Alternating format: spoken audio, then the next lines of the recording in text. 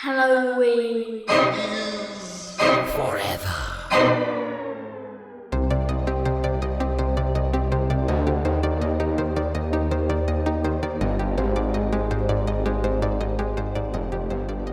Steve, ready? I got one for you. You ready for this? Go for it. H.P. Lovecraft, right, walks into a bar. He's got a poodle under one arm and a 2-foot salami under the other. Okay. The bartender says, I guess you won't be needing a drink. And Lovecraft says, this joke is so funny you couldn't understand it using 100% of your brain, and I mustn't describe it ever, dear listener. Welcome, boys and ghouls, to a very cosmic episode of Halloween is Forever. I'm Brian. I'm Steve.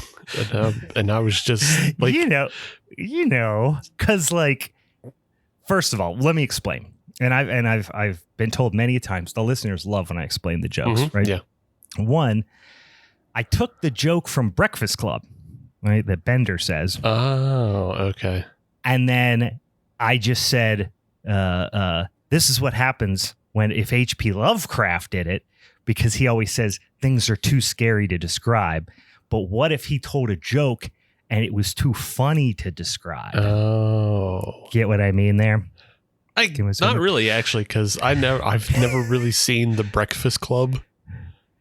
You've never seen The Breakfast Club? Not all the way through. How? Not all the way through. Dare you? Because here's the thing: The Breakfast Club, like A Christmas Story, another film I've never watched the entirety of, was always on TNT. Always. I was gonna say, are you anti TNT? Is that what I'm starting to get? Are you against Turner Broadcasting Network? I'm not against it. But it's just the fact that they were always on there, and anytime I seemed to catch them, I was just caught them on like the same scene or something, a scene I already saw, and I never caught the beginning. So I never saw those movies A to B, front to back, and then eventually I just got tired of them always being in my face. I'm like, I've seen the same 5 fucking minutes over and over. I don't want it anymore. Yeah, it is a very enjoyable movie, and it was one of my favorite movies as a kid, and I watched it a lot of times. It is a relatively, it's not a minor scene, it's a somewhat climactic scene, but John Bender, played by one Mr. Judd Nelson, is climbing through the roof, he sneaks off, and then he comes back, and they're in detention, so he's being risky, right? And as he's doing the risky stuff, he's telling himself this joke and kind of laughing to himself. And he's like, a blonde walks into a bar. She's got a poodle under, and he starts telling the joke. And then it's just as the punchline happens, he falls through the ceiling and is like, oh shit. And anyway, I don't know what the Breakfast Club connection was. It's just the idea of a joke not finishing, but then also Lovecraft doesn't. He things are too scary to describe. Right. Yeah. It's too funny for him to, and you can't, it's indescribably funny. You couldn't comprehend it. Right. Yeah. If you were to comprehend it, your brain would explode. Right. Because of the cosmic nature of its hilarity. Guys, you're welcome. Once again, I'm here to explain the jokes to you and tell you why they're funny. But guys, we got other things to take care of. Not just funny ha-has. We got spooky movies. Spooky might be a strong word. We got some movies to talk about. We also got some horny. beers. It's not so much spooky as it is horny. It is horny in a problematic way at times. But here's what I'm doing, because we're going to get into all this wacky, creepy horniness. So to offset that, and listen, I got nothing against wacky, creepy horniness, but just to kind of balance that out, so I don't end up climaxing during recording, I have in the background, Steve, you'll appreciate it, one film that is a classic of the show, Punisher Warzone. Oh, yeah. I do have on in the background right now, just to kind of offset the horniness. Yeah, that's definitely not a horny. That's not a horny movie at all. No. Opposite of horny. It's just like, oh, hell yeah, brother. Yeah. And then, horniness is kind of the other side of that coin, I think. So they're going to balance each other out a little bit. It's like where you got to, hey, you had a couple beers. You want to last the rest of the day. You got to stop, have yourself a cup of coffee, right? Similar situation. If I want to last the end of this show without, like I said, coming, I want to be able to last. And so for that reason, it's like when you're trying not to finish and you go, you think baseball, right? Or Margaret Thatcher on a cold day, or whatever Austin Powers says in that movie or whatever. Think about something that's going to make you anti-horny. I'm just thinking about the Punisher shooting people. Yeah. Right? Yeah. Just shooting which is cool, but just not in a horny way. Right. Yeah. Just shooting an apartment full of people. And then there's the time he punches a chair through somebody's face. And it's like, that's fucking rules, dude. But you didn't get hard for it. You're just like, fuck yeah. It's awesome. Well, and I just started it. So he just cut that guy's head off at the table. The rich people. With a knife. Cut his head off. The Santa sleigh beginning. With a knife that's really not even long enough to cut somebody's head off with. Right. That's how strong he is, bro. He's so strong. His hair is so slicked back. All right, guys. In case you haven't wondered from the thing you clicked on, and also from how all this horny talk, we're talking about Joe Lynch's 20 and 23 film Suitable Flesh, starring just a horny cast. Boy, I mean, just heartthrobs galore. And you know what? Bruce Davison included. I ain't ashamed to say it. He's a hunk. But we'll get into all that in a couple damn old minutes here. We got a few things we got to deal with at the top of the show. First of all, it's Saturday night. Little peek behind the curtain. We're here. We're on the Discord. It's Saturday night. We're getting after some motherfucking beers. Okay. So Steve, what are you drinking on over there? Back on my bullshit. I got from there's that little glint in your eye. Oh yeah. From Abjuration, I have their ice cream sour version 1.12. Barf. And it's a sour ale. Sorry, it's in a ice cream sour. Yeah, ice cream sour. It's a sour ale with honey, vanilla ice cream, cake, cinnamon, and milk sugar. Oh man, something about the whole thing is like. And don't get me wrong, I love honey, but though that combination of things with like the intense floral sweetness of honey sounds so disgusting. It's really not. Sour honey sounds really bad. Is it good? Oh yeah, it's really good. Yeah, I feel like you would like this one actually. 'Cause just it's a lot more muted than you would think. Mm-hmm. Like most of the flavors you get are honey and cinnamon. Yeah, and because it's trying to replicate, honey cake dessert. Yeah, so it's trying to be like that honey, that cinnamon honey cake with an a la mode scoop on it. Yeah, it's. I'm sure it's fine, right? I'm sure there's nothing wrong with it. It's just the name, something about dessert sours. Again, I'm old, I'm curmudgeonly, I've been making and drinking beer for too long, and that's just not what sour beers are to me. Right. You know what I mean? So that's why it's just sounds off-putting. I'm sure it's lovely. I actually haven't had a lot of beers from Abjuration. I know they're over your neck of the woods. Not that we live that far away from each other, but over closer to where you live. And I really haven't had many of their beers. Mm-hmm. Not because they're not good. It's just because I don't really gravitate towards that type of beers. But I need to go branch out once again. I'll go through these spurts where I'm just like lagers and my normal shit all the time. And then like I'll get a little hankering, when the season changes, oftentimes I'll get a little hankering and go, hey, you know what? I'm going to drink some hazy IPAs. I'm going to go drink some fruited sours. And then I'll go fuck around in that business for a while. And then I'll come back and drinking laggy beers and stuff like that. But I think this year has been especially lazy because I've just been really busy with work. So I haven't really had the chance to go out and do like a lot of beer shopping. Right. Been doing a lot of just like go into the same local spot and just getting the same, 6-pack, 12-pack of Pilsner Cal and like some High Life or whatever. Mm-hmm. Or some fucking Keystone Light or something. And that's really what I've been doing. But maybe I can convince you because for those who don't know, at the Abjuration Brewery, there's also a movie theater and they do more off the wall kind of screenings. They're more out there. Mm-hmm. Like I think they're doing like an Oscars program right now with like the Zone of Interest is playing. But on February 24th, they have a midnight screening of the Rocky Horror Picture Show. Oh, a perennial favorite for me. Maybe I will. Go look at the calendar. Maybe go down and see some Rocky Horror thing, spank each other with paddles and shit.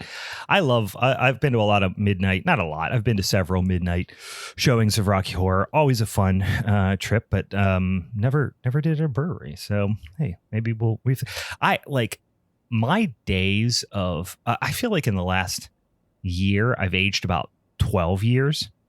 I have gotten to the point where like there is a lot of nights I'm in bed by 10 o'clock, like sleeping by 10 o'clock. And the idea of a midnight movie and not getting home till like 3 a.m. is like genuinely trying to consider whether I could physically do it. I'm sure I could, guys. You get some caffeine in, you're fine. But it's been a while. Okay. It's been a while. Okay. If not that, nights, I can give you one more idea. That's not midnight screenings. So they're also running a Stephen King program. Okay, all right. And they have 3 weekends of Stephen King, or like 3 weeks of Stephen King. And they have Misery, then they have a 35 millimeter print of Carrie, and then March 21st they have a 35 millimeter print of The Shining. Those are all 8 p.m. Oh. Those are all 8 p.m. So you can get that in. It's not too bad. March 21st, day before Kate's birthday. Probably won't be able to swing that. But those are all good ones. Yeah, I need to make plans. That's a problem. If I make plans, say, hey, I'm going to go do this, and I'll go do it. But if I don't, I just go like, hey, maybe I'll check that out. Then it comes and goes, and I never do shit. So, all right. Well, here's what I'm drinking. And before you get mad at me, because you say, what the fuck, Brian? You're really drinking the exact same beer you were drinking last time? Drinking the Pilsner Kel? Here's why. I don't like to do that. But this is the perfect movie, because this movie, in a lot of ways, is the story of Stefan Urkel. Okay. Of Family Matters fame. For those of you who remember the 90s sitcom Family Matters, of course you remember one Mr. Steve Urkel, right? Nerdy little guy, drove a weird car that opened from the front, was in love with Laura Winslow. We all were in love with Laura Winslow. But this is the story of the real life Stefan Urkel. If you remember in the show, Steve Urkel built himself a machine a la The Fly type of machine. But when he went into it, hit a little button, bing, bang, bong, some smoke happened. He came out. He turned from this dorky little nerdy guy and would talk like this and blah, blah, and had the crazy outfit and all this stuff to this hunk. And the hunk's name was Stefan Urkel. So it was Steve Urkel, but not this guy. He's sexy. It's Stefan Urkel. The character who we'll talk about a little bit more of Asa Waite in this movie, when the entity takes him over in the body swapping, he goes from this little dorky guy to straight up Stefan Urkel, and then just starts porking left and right. He goes from this insufferable little greasy haired dork to like suave, suave sex criminal Asa Waite, just at the drop of a hat. So he's a Stefan Urkel type character. So I actually had another beer lined up, and I said, I drink this beer all the time during the show, and usually I have no reason for it. This is actually a reason for drinking this beer because it plays into the theme of the movie. I think you're stretching it, though, because in this film, we're dealing with an old god entity that swaps body to body, whereas Urkel and Stefan shared the same body. It was just a different part of his personality that he unlocked. It wasn't a new entity entering his body. True, but from the outside perspective, it seems similar. Nerdy guy, snap of the fingers, sexy boy. Sure. Sure. Buttery boy. Now, all of a sudden, but, so again, listen, the episode isn't predicated on this beer. It's just I'm trying to tie in why this might make a little bit of sense. But that's all right, guys. Listen, you don't have to agree with my decision here. I'm drinking Pilsner Urquell again. There's no surprises. All right, let's get into our next order of business we got to talk about. First of all, we're going to talk about our topic for the somewhat less sucky month of March, our showdown topic. And you might be asking yourself, what the hell's a showdown? Here's what it is, guys. Listen up. Open your fucking ears. This is what happens. First Monday of every month, we have some tasty content that comes out every single Monday. And if you're a patron of ours, you get sometimes a little bonus episode we'll talk about in a second. But every Monday on the free feed, you get a new little tasty bit of content, usually in the form of a mini-sode. They're not really that many. They're like 2 hours long. But once a month, the first Monday of every month, we do what's called a showdown episode, where we have a topic that is ultimately selected from 3 topics that we put out on the social medias, on the Instagrams and the Twitters and the X's and things for our social media friends and listeners to pick from. Those 3 topics come from a topic randomizer from this big old list that we have tabulated. We pick 3, we put them on there, you vote. Ultimately, we land on 1. That topic becomes our showdown topic, wherein myself, Steve, oftentimes a guest, we will pick a movie associated with that topic. We'll talk about it. We'll argue. We'll vote. Someone will end up taking home that son of a bitchin' championship strap for the month. Steve took home that strap for the just ass month of February. He ended up getting that punishment episode last week. Steve, I blocked it out of my brain. What did we do last week for the punishment episode? Fish piss. Something. It was fish piss. I was forced to watch a trauma, and I'm using the air quotes you can't see unless you're in the Discord here, film called Fish Piss. I hate it. I have threatened to fight the filmmakers, and that offer still stands. Physically fight them. But now we're back on to our regular Minisode bullshit. We're going to talk about a different movie tonight. But we put out 3 topics on the social medias. If in the future you want to help us vote, or perhaps you have suggestions for showdown topics or even Minisode topics, you can send them to us. We're at Halloween is Forever, pretty much on all the social medias and the Instagram and the Facebooks, and I think we're at Hallow Forever on X, formerly known as the Twitters. And then, of course, you can check us out if you want to send us just fucking old-fashioned email. You can do that. It's HalloweenIsForeverPod@gmail.com too. You can absolutely do that. We put this out there. Here are the topics that the randomizer chose for us. One of them actually came from one of our patrons. So we'll talk about our Patreon program here in a second. Did Dan give us that one? Was that Dan? No, that was Ron. Ron gave us. Oh, that was Ron. That's right. Stuff. That's right. Dan's joined us in the Discord. Welcome as always, my friend. Ron, one of our other patrons, suggested this. And if you want to be a patron, we'll talk about that in a damn second. Sometimes you get a little opportunity to influence the show. Ron suggested killer clowns as a topic, which is a topic that I think is probably on our wheel in some capacity. Yeah. But it hasn't come up. He suggested it. We said, hell yeah, we'll throw it in the mix of those 3. The other 2 that got chosen by the wheel was killer cars. So killer clowns, killer cars. A lot of alliteration, guys. And then gothic horror. Interestingly enough, gothic horror did pretty well, but as we expected, killer clowns, Ron's suggestion, did take it with 53% of the votes on Instagram, and it won on Twitter as well, but I don't remember what the percentage is. But we ended up with killer clowns for the month of March. So, boys and ghouls, I think, I was thinking about this beforehand, I don't think, unless you disagree, I don't think we should go with any Meg Rails. I think we just open it up. Is there anything that you're like, we really need to not do? Here's the thing. The one that always sticks in my mind, and I know it's the one you want to pick too, is you really, really want that Killer Clowns from Outer Space.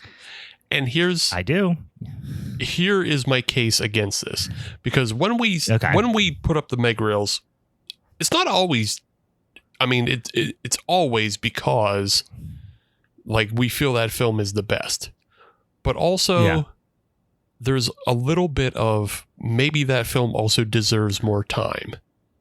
So like when we say we're not going to do The Shining for Stephen King, I also think from producer Steve's standpoint, I also think we should just have an episode dedicated to The Shining.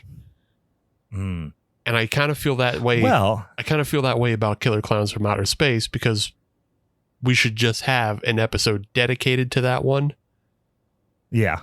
And then that way we can be a little more, we can have a little more fun and, poke around during a showdown. Yeah, I don't disagree with that sentiment. One thing I would say is this. Normally the Meg Rails are because there's this clear winner in terms of the quality of the movie. Jaws is a shark movie is the prime example we always give. I don't know that most people would just immediately forego and say Killer Clowns from Outer Space is the best. Like, I think most people, when you think clown movies, are going to say it. Right? Yeah, I guess, but like, because so you have the 90s It, which is more of a TV miniseries, isn't it? It's a little longer, right? As a miniseries.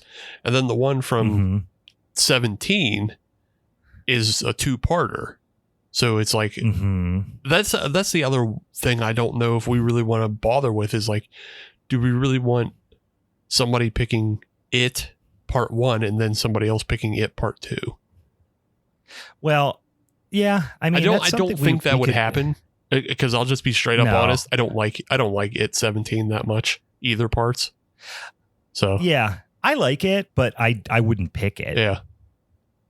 Like I said, I'd want to pick Killer Clowns, but then also I have a couple other clown business that I might pick as well. Yeah, I feel like I'm also just trying. I'm just trying to influence us to all go into the Tubi depths, because there's so much clown content. You are. Yeah, you want to go clown NATO and that sort of thing, which is also fun. But like, I would be okay with tabling Killer Clowns from Outer Space as long as we agree as a whole. And also, I don't know this for sure. I feel like the spirit of Ron's wanting to add that is so we talk about Killer Clowns from Outer Space. Oh, for sure. Yeah, for sure. But I mean, we could also just promise Ron, like, hey, we'll do, because we have clown content coming up next week too, in a sideways fashion. We'll be talking clowns for a bit. But yeah, I don't know. I'm just trying to get us to dive into the clown depths of Tubi, because like there's just so much clown stuff on Tubi. Well, as long as we all agree, and in a gentleman's agreement, to in the coming, let's say, month to 6 weeks, we promise ourselves that we are going to designate an entire minisode, 4.5 hours. I'm just kidding.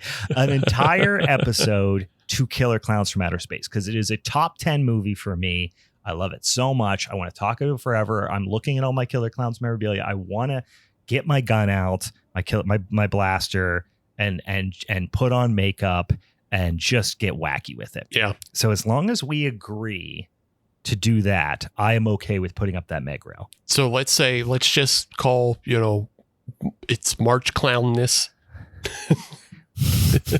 Yeah, it really rolls off the tongue. You're right. March Clownness. So we'll start the month with Dan is saying we suggest that we just change the showdown to Killer Tubi Clowns. Just Killer Tubi Clowns. Tubi Clowns or not Tubi Clowns? That is the question. But we started off. I'm okay. We started off with the Clown Showdown, and then the last episode of the month will be the Killer Clowns from Outer Space. There we go. Okay. All right. Okay. We got clown. We got to do something better than March Clownness. March Clownness. So stupid, so bad. We'll come up with a better name for March, but March will be the March of the Clowns, or I don't know. We'll come up with something. I like it. Now it's making me look forward to a month that otherwise is designated only to filthy illiterate Irish locusts. So let's stick with clowns for March. I like that. I'm gonna have to go back to the drawing board on what clown movie I want to talk about. I've got a couple that I really like. One I do think is probably going to be on your radar, Steve. So I'm gonna have to get it back up. Okay, guys, tune in next week where we announce our movies. For the March of the Clowns, or whatever the fuck we're going to call it. One more quick thing before we jump into this movie. We alluded to the Patreon and our lovely patrons on Patreon. If you go to patreon.com/Halloween is forever, you could subscribe. Steve, tell them what options they have over there and what they get if they become a Patreon subscriber to Halloween is Forever. Yeah, so if you come over Patreon, we have our very own Clown Town happen over there. But we got come two on levels. Over Patreon way. Yep. Come on over. We're clowning around. We got 2 levels. The first one is just kind of an introductory preview level. You can just kind of get in there, get a feel for what's going on, see a couple of the reviews that go up. You see some of the other posts. Mm-hmm. Sometimes you get an episode early. Things like that happen. Mm-hmm. Or you jump on, you go to the Rascal tier. That's the day number one. That's the premium stuff, but it's only $5. Yeah. And with that $5, you get all the stuff on the other tier. You get the extra votes in the polls. You get on the Discord, which means you can be here live. You can get in the chat. And you be in the chat. You can be suggesting things for March. You can be telling us what the name for March is going to be. All of that. Oh, yeah. You're just, what if it's Clown Mania? Yeah. Ooh, Clown Mania. Yeah. March Clown Mania. Yeah. I like March Clown Mania. Clown Mania. That's got a certain ring to it. So you get all that. And then you also get the monthly exclusive podcast, Family is Forever. That's also in that $5 tier. Yeah. This is where Steve has tricked me into watching if you'd have told me a year ago, said, Brian, within the next year, you were going to watch every single one of the Fast and the Furious movies, I would have said, you shut your goddamn dirty whore mouth. But here we are. And I have watched 8 or 7. You've watched 7. We're going to do 8 I've soon. Watched 7. We have 3 left, 7 down, 3 to go. They're so bad. They're so stupid. But the podcast is very funny because we just talk about how dumb the movies are. If you like the movies, if you were not provided enough oxygen in the womb, or if your mom was a drinker when you were in utero, and you really like those movies, you're probably going to like it because we talk a lot about them. Or if you're just like a regular person and you understand how stupid they are, you'll like to hear us, ripping on them and talking about how dumb they are.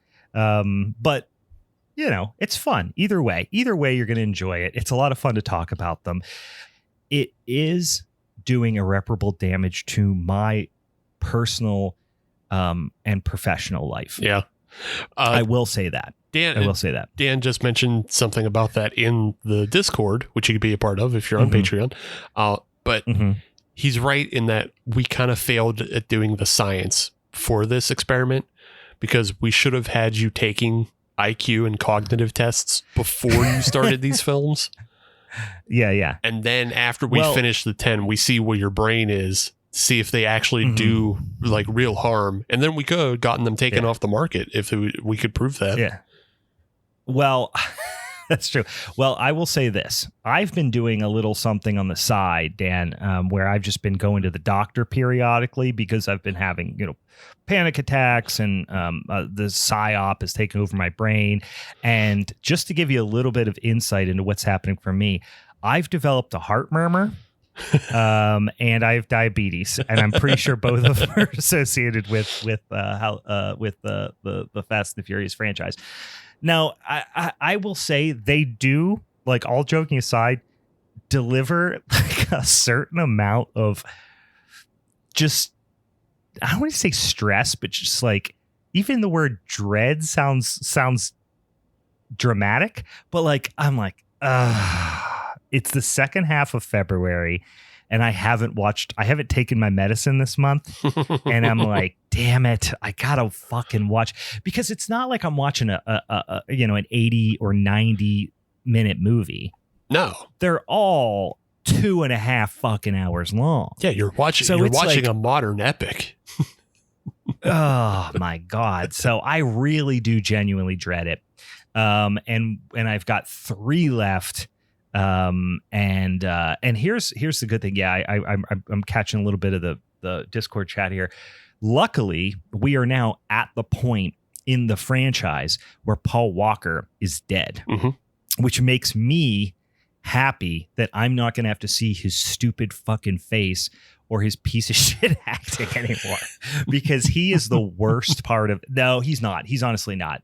He's so bad, and I hate him. But this franchise has twisted and contorted in such a way to make Vin Diesel maybe the worst human being on the planet. Like, I hate Vin Diesel with a passion now, especially because of like the last like 3 movies of the 7. So if you want to hear this, it really gets deep and it gets dark, guys. If you want to hear me really puke my guts out about the Fast and the Furious franchise and the harm that it's done to me personally, go on over to patreon.com/Halloweens Forever.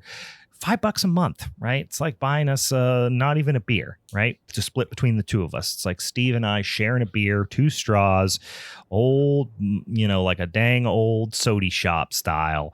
$5 a month gets you a lot of cool stuff over there, including the Discord and that bonus episode and reviews and all types of stuff. Okay, let's get into this son of a bitchin' movie. We are talking, like we mentioned, that hilarious joke at the top of the show, a little Lovecraftian horror, which I am always a fan. Did we end up doing, I know it's come up on the wheel before, Steve, have we done a Lovecraftian horror showdown? I feel like we haven't, because it's definitely come up on the wheel, but we haven't, because I probably would have picked the Color Out of Space, the recently released one, had we done it. That's a good one.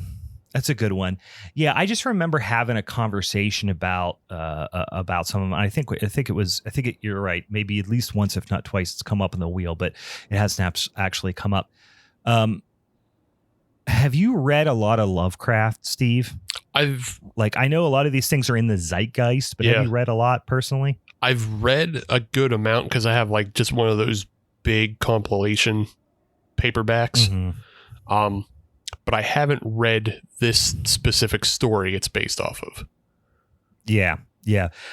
Coincidentally, this is completely unplanned. I did read this story like within the last couple of months, and I actually read a lot of Lovecraft like in college, and then maybe like 10 years ago went back and revisited some of his stuff, and then just in the last 2 months, coincidentally, I've read like 2 pretty large compilations of Lovecraft stories, including At the Mountain of Madness, Shadow over Innsmouth. Oh yeah. I've seen that one. Yeah, I just remembered I have this one sitting in my office. It's the blood curdling tales. Yeah, compilation. Yeah, there's so many. I mean, there's so many different compilations. I read 2 different compilations that had probably 12 to 15 stories each, and one of them, this one was called out, which this one, if I recall, was somewhat shorter compared to like I said, Shadow over Innsmouth, At the Mountains of Madness, Call of Cthulhu. Those are like almost novella length. You're talking 60 pages, let's say, give or take. I don't remember for sure, but I want to say The Thing on the Doorstep was like less than 20 pages. Like, this is a true short story. But I read a lot of short stories, and so H.P. Lovecraft, perhaps the biggest influence in short form weird fiction in history, right? Almost in a lot of ways, kind of pioneered the subgenre. The Thing on the Doorstep is a classic kind of body swap type of tale. There's some other, obviously it plays into the entire Lovecraft mythos There's a lot of like reoccurring characters. You have, Miskatonic University, and Arkham, and all these like towns and places and entities that kind of permeate the entire world of Lovecraft. This movie rather, I read was supposed to be Stuart Gordon's. I don't want to say supposed to be, but would have likely been, if for probably no COVID or a couple of, maybe another year or so, would have been another, or perhaps his last project, meaning Stuart Gordon's last project. Mm-hmm. Stuart Gordon, one of my all-time favorite directors, known for Lovecraft adaptations, of course, Reanimator, a really, really big one. And Dagon, probably his most Dagon. I love that you mentioned Dagon before, From Beyond, because I love Dagon. That's a shadow over Innsmouth. The freaking frog people, fishy frog people. I forget what they're called. The race of fishy frog people is like a reoccurring thing in the Lovecraft mythos. But the town of Innsmouth, and the god Dagon, and then whatever the hell it's not like the great god Pan or something like that. Isn't that the female entity that is like the counterpart to Dagon? I forget. There's a lot of recurring characters and old gods and wild shit in the Lovecraft universe. But this was supposed to be a Stuart Gordon flick, and then of course we lost Stuart Gordon in 2020. Was it 2019 or 2020? It's 2020. Yeah. And this project kind of fell to the wayside. And then, from what I understand, and I don't know how much marketing this is versus how much reality it is, but Joe Lynch and a bunch of Barbara Crampton, who is a Stuart Gordon reoccurring performer, and even Jeffrey Combs was tied to this for a period of time, but ended up having some sort of scheduling conflict. Kind of brought this to fruition. Was like, we need to make this happen. And instead of it being obviously Stuart Gordon's work, it's going to be almost a love letter or tribute to Stuart Gordon. So again, I don't know if that's the angle that was pitched when they pitched to producers or what, or studios, but that's kind of the way it was packaged up. Yeah, and you can definitely feel that like what Joe Lynch is doing is pretty much all in homage to both Stuart Gordon and just 90s like horny sleaze films. Yeah. So, like erotic thriller type 80s and 90s movies. Yeah. Like even Brian Yuzna serves as an executive producer on this film. Did he? Yeah. I didn't even notice that. I didn't even look it up. Yeah. So I mean, he still, Brian still had his ties to the film, which he's also been the producer of a lot of other Stuart Gordon films, as well as just fucking insane films from his own directing. Yeah, and Lovecraft adaptations too. Yeah. Right? He's been kind of almost I don't want to say a protege, but probably of Stuart Gordon in that way. Joe Lynch, some really fun movies. I'll be honest, haven't seen a ton of his movies, but I guess I've probably seen 4 or 5. Between this one, I did watch the Creepshow series, of which he directed 4 episodes. I don't remember which ones he did off the top of my head. Like I'm terrible with titles and connecting them to stories, but I would have to go in and look and see if I saw those ones. I pretty much watched the whole series so far, I think. So, but love that series. Mayhem, which was a really fun movie from 2017. We did that on a Showdown, I believe. I think that was a movie Meg picked on a Showdown. Yeah, I remember us talking about it. Mm-hmm. Really fun movie. Really, really fun, wild, fucking chaotic movie.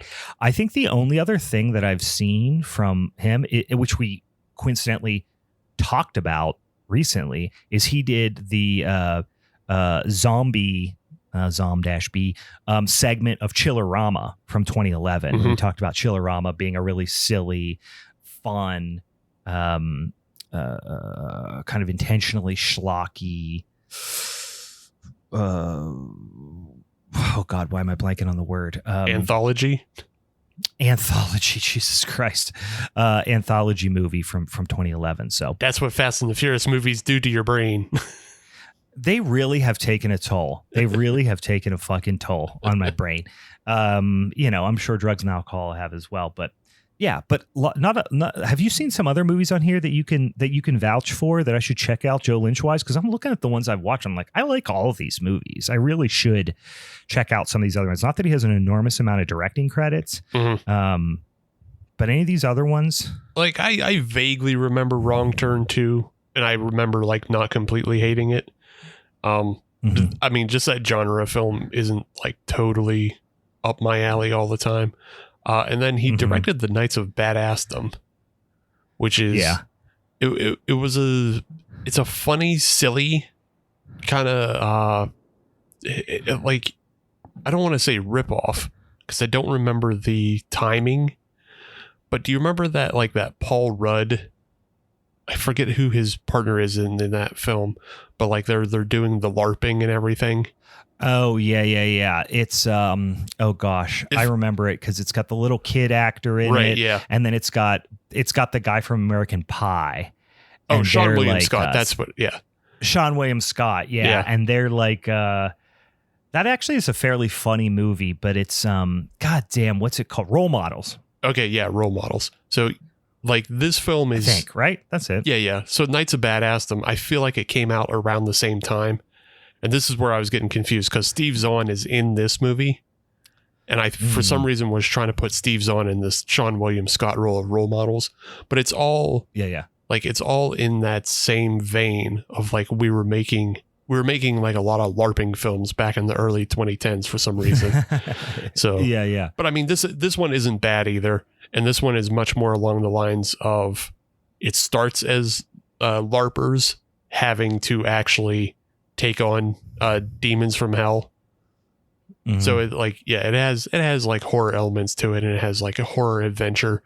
What was that other one that had like Danny McBride and James Franco in it, and then Natalie Portman in a metal bikini? The fuck was that other one? But it goes in the same line. All I can think of is This Is the End or whatever that one. Yeah, I don't know, but I mean, there's a handful. There's a handful of fucking LARPing D&D comedies out there. Yeah. I will also say, as a complete side note, guys, go check out Punisher Warzone. I forgot. This fucking movie. The bad guys in this movie are Dick Tracy level, and I love it. All right, let's get back to. I'm just watching the background. I'm like, God, I forgot the scene where he just starts just destroying mirrors. He just gets mad at mirrors. Yeah. Anyway, guys, we're just gonna periodically throughout this episode drop in on me watching Punisher Warzone, and I'm just going to continue to pitch that movie. Watch that instead of Suitable Flesh, you guys. No. This was I don't know. I'm interested to see what you think because I had mixed feelings on it. I think went in with relatively high expectations because people seem to fucking love this movie. Yeah, I'm all in on it. I wouldn't say I'm all in on it. I liked it. I'll probably watch it again. And maybe I'll like it more, but I feel like I expected more for whatever reason from it. But getting back to the story, so this is based on a story called The Thing on the Doorstep, relatively short H.P. Lovecraft short story about body swapping, and particularly using body swapping not in a Freaky Friday, this is wacky, we're in the same boat kind of way, more in a victimizing, almost vampiric type of preying on the public type of way. Almost like the host, jumping from body to body, and there's some specific rules around it and that sort of thing. In the movie, at least, I don't recall that there was that much of that. It was a lot more cryptic in the short story, if I recall. Yeah. Does have a lot of those 80s and 90s vibes, so much so that I'm interested to hear your take on this. Let's run down the performers first, and then I want to talk about the performances because I am torn on whether I like some of these or don't. So you have, first of all, great cast. First of all, I mean, 3 of these 4 people, like not a big cast by any stretch of the imagination, but the first three I'll mention are all people that like, I'll watch a movie just because they're in it, right? Mm-hmm. Heather Graham is the first one. So Heather Graham plays Dr. Elizabeth Derby, nod to the character in the story, the name Derby. She's great, and I like her in almost everything, and I will typically watch something just because Heather Graham is in it. My gal, Babs, Barbara Crampton. My love for her knows no bounds. I'll watch anything with her in it. She plays Dr. Daniela Upton, right? I'll be honest with you, right off the bat, no surprise, wanted more Babs. Would have liked to see more Babs in this one. She's not in it enough. And then I'll jump away from the other kind of lead and talk about one Mr. Bruce Davison. Love this guy. We've talked about him on the show before. He plays a super pivotal role, albeit a somewhat smaller role, as Ephraim Waite. And then we have Judah Lewis, who is a guy who I've seen before. Definitely recognize his face. I don't know that I've seen him in anything, but I feel like he's in a lot right now, and he's kind of very much up and coming. Maybe he's more established than I thought, but I feel like as a fucking approaching 40-year-old person, I'm like, oh yeah, that's one of them new kid actors. He's like fucking 25 probably, but he plays Asa Waite. Oh, so this is what I know him from right off the bat: Christmas Chronicles. So my kids love Christmas Chronicles and Christmas Chronicles Part 2.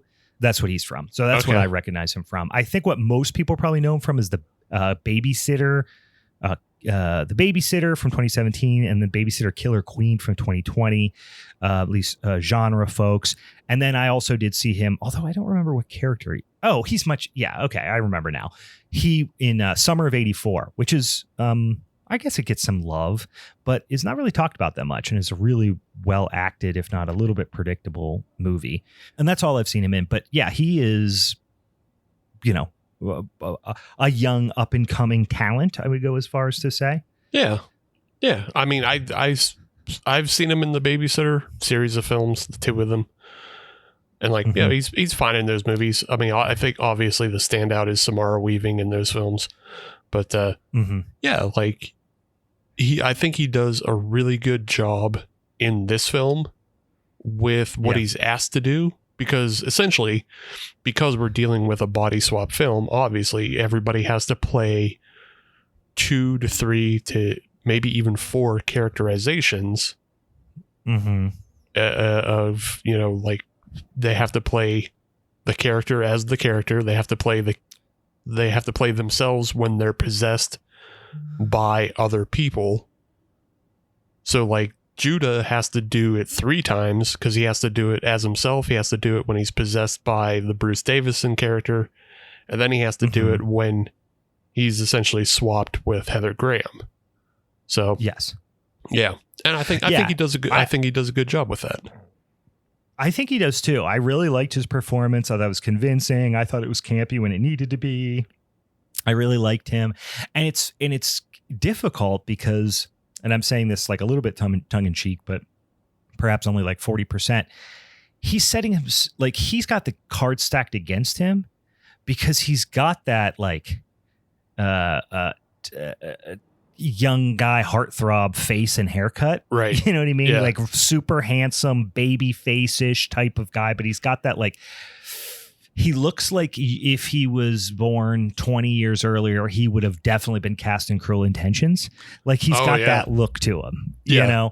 He was just too young to hit the Twilight series. Yes. Yeah. He is 2020's, what's Ryan Phillippe? Okay. Kind of thing. Yeah. Ryan Phillippe. What's the kid who was in that movie that was filmed in Pittsburgh? It's like Taylor Lautner or whatever. Taylor Lautner is the Twilight, one of the Twilight guys. Yeah. I just remember his because he did a film in Pittsburgh, and it was supposed to be like his big vehicle because it was his first starring role outside of Twilight. And it's just I don't know the kid that well or anything, but it's just he just has dumb face. He's like, I'm jacked and I have dumb face, and it's like, please take me seriously. It's like, sorry, we can't, bro. You have dumb face. We can't. He has dumb face for sure. You know what though? I will say this now.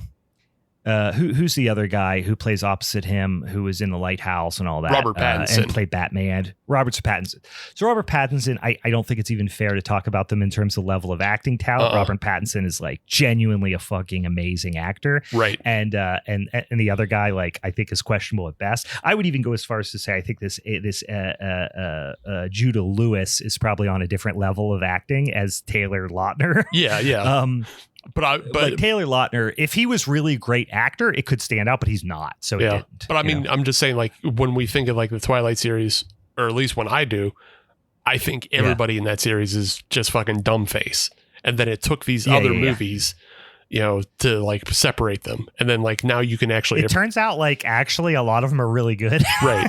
And you can appreciate which is wild, but. You can appreciate Robert Pattinson, and you can appreciate Kristen Stewart with all the crazy things they're doing. So like this Asa White, he has, or not Asa White, the Judah, he has Twilight dumb face, but now he's doing things to like separate himself. So he's like doing himself a good service by like playing these weird roles. And it's like, oh great. Like you're not just going to be like you're just not going to be like a beefcake kid, even though he's like beefcake in this movie. He is a little beefcakey, but he's like a slinky, creepy beefcake. Right. You know what I mean? So you can get away with it. He's not a baby face, He's problematic beefcake. Yeah, he's a heel beefcake, right. Which is like ultimately I think is a safer play. Anyway, really liked his performance. So he's my favorite. Bruce Davison, I think plays it really. He's just kind of a treat every time you see him on screen. I love him. So those two, Judah Lewis's performance and Bruce Davison's performance as Asa and Ephraim Waite, the father and son, are really, I want to say over the top, but they are big performances. Yeah. Right. Yeah. A performance that you could see, God, this movie needs some Jeffrey Combs in it. But if Jeffrey Combs was in this, he would fit right in with those performances. Oh yeah. Yeah. It's like on the other, would he play Ephraim, or would he maybe play like that detective and have maybe a little bit of a bigger role if he was the detective? I could see that. I could also see him playing. Yeah, he probably would have played Bruce Davison's character, and they would have aged him up a little bit. Even though he's probably similar age as Bruce Davison, but like he can play younger. Bruce Davison is just, looks a little older. Right. I don't know how close they are in age actually, but Jeffrey Combs can kind of play up and down in terms of age, I think better. I would imagine he would be in that role if I had to guess. Mm-hmm. Heather Graham is obviously the big kind of star power here, but Heather Graham and Barbara Crampton, especially Barbara Crampton for genre film fans, carries a lot of weight. Why did they, aside from the fact they're doctors, they have these very stilted at times clinical performances? And I get the idea, especially the fact that Heather Graham's character is going from, her body being taken over. It makes sense for her to be really clinical and kind of stilted and straight-laced when she's herself, so that there's a bigger contrast when somebody takes over her body. But it almost plays as like, oh God, he just shot the guy out of the air with the fucking rocket launcher. I gotta bring that up, guys. That's your update for this 10-minute span here. We got some Punisher Warzone. He shot the guy out of the midair who was doing a flip with a rocket launcher, and then shot a guy between the eyes and then blasted the guy's knees out. It's so good. Anyway, it just the stilted nature of their performance felt really dissonant compared to Judah Lewis and Bruce Davison, especially in the scenes they were together with Asa Waite and Dr. Derby. So I'm switching back and forth between the characters and the actors, but Judah Lewis and Heather Graham together, it made sense because he's trying to seduce her, he's trying to get her out of her shell, that sort of thing. But I don't know, I don't know if it's a directing thing, but it made for boring dialogue at times. Yeah, me. I think it's fair to say that it's a little boring when Heather Graham and Barbara Crampton are just kind of going back and forth with doctor speak and kind of like the we're besties type stuff. Mm-hmm. But I also think that's the point, like when it swings, because when it does swing, it swings wild and it becomes so weird and upsetting. And I think a lot of what people are missing with this film is how dedicated this film is to being a 90s erotica throwback. Like it is so important to that film, and it's so important to understanding those movies of the past of not just like Species, but I mean, you had to watch fucking Cinemax. Like if you didn't watch, like if you've never seen a Kira Reed or Shannon Tweed film, this might go over your head. You have to know that little bit of horny. I really think it went over a lot of people's heads too, like with reviews, and I like that entity. Like I like that element of it because it felt like something I had never watched before. Like I've watched those types of movies before, but this felt like the first time I watched somebody doing a characterization of those types of movies or a tribute to those types of movies. So for that reason, it felt very fresh and dissonant and unpredictable for that reason. So that really got me psyched up. Like the way it was shot early on, it's shot in this very flat, low budget Cinemax way, straight to Cinemax type of way, right? Flat, or straight to VHS type of way. Super bright, super soft focus. Super soft focus. It just everywhere. Feels like you're in a fucking I would say it feels like you're in a fucking dentist office half the time. Yes, and like that's. I mean, it's all. I can understand if people don't like that, but also that's the point. Like if you're paying tribute to Stuart Gordon and horniness, and like From Beyond is a lot of this. Like From Beyond is like a lot of soft focus horny. So but you have to understand the language of what he's doing. Like the biggest giveaway to this film that they're doing something that you may or may not understand why they're doing it is the iris wipes. Nobody fucking uses iris wipes except for George Lucas. So I was gonna say the transitions like are pure camp. Yeah. So like that should be your biggest clue. It's funny we're talking about this week, and then like just earlier on Twitter, the debate about like is Starship Troopers satire or whatever came up again. Yeah. Oh, okay. And it's like there's so many clues in there that should make you more curious about the film. Like when Neil Patrick Harris shows up basically dressed as an SS officer, and there's all the little interstitials that Verhoeven puts in that are like, I'm doing my part, would you like to know more? That's all like Nazi propaganda stuff that should make you more curious to look into, what is this all about? In this film, that's the wink and the nod, right? Yeah, that's the hard wink. That's the one that really is like and then you can, in case you haven't got it, wink wink. But like there's somehow that movie's from 1997 and people still haven't got that it's a fucking fascist parody. But with this film, the hard wink to the audience is that there's iris wipes, and then that should be your clue to go, oh wait, is this doing something else? And then you think you learn about it. You know, if you don't know about it, you learn about it and you go, oh, we're doing fucking Skinamax erotica is what this is. Yeah. And it's weird because I think this is what throws people off. And the reason that these are the reasons we're talking about. These are the reasons I like the movie. We haven't really got to the reasons that I not that I don't like the movie. I did really enjoy it. I just felt a little let down at points by it, I guess.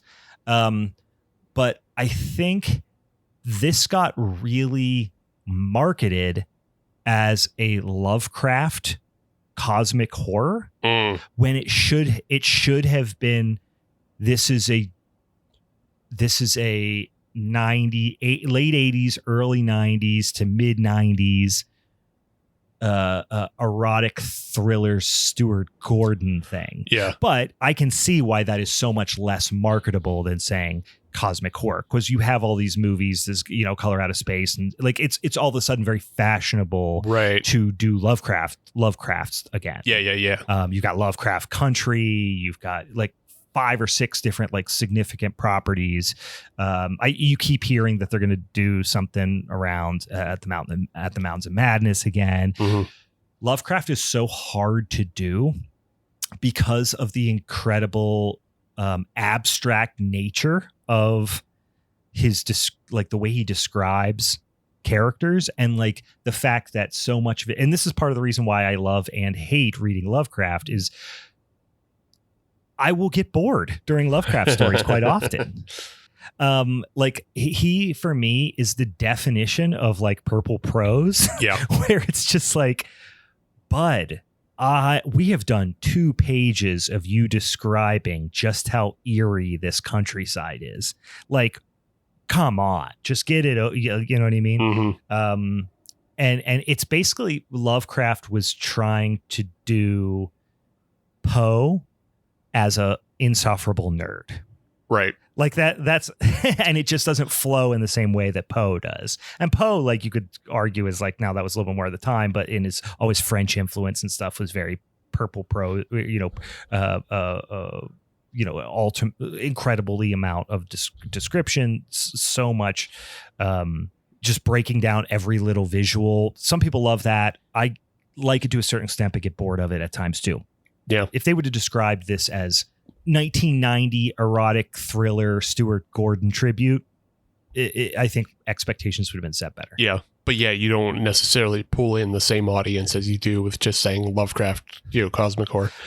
I think it's also, well, the thing is, you don't get those landscapes and all that crazy monolithic esoteric shit in this movie. You just don't get it. Right. You get the only thing that screams Lovecraft besides some of the themes is some fucking pictures of Necronomicon shit, and a reference to Miskatonic University and stuff like that. Yeah, and then there's like a banner with a Shoggoth fucking drawn on it. It's also just kind of worth like thinking about Lovecraft as a writer in the way of thinking about that first film of the train coming towards the fucking screen. Like in the 1900s, what Lovecraft was writing was horrific to those people. Mm-hmm. Like, oh yeah, they were like, people were pissing themselves, fainting, reading it. Somebody read about a Foggy Glen and shit their pants. They're like, I can't go any further. You tell me that's a fucking crab with wings? Fuck you, piss their pants. Yeah. Guys, quick update. He just punched through a kid's face who was doing coke. So great. But and then shotgunned a guy from point blank range. But you needed a fainting couch to fucking read Lovecraft in the early 1900s, because you would get you would catch a spell and fucking lay down and go, oh, this book, I can't anymore. It's giving me the vapors. But and I get it, like it's a fucking 100 years old, right? But they don't really deliver on any of those promises in this movie. Like this is almost like a fucking chamber piece. You know what I mean? It's a couple of people, they're in the now we get some great gore.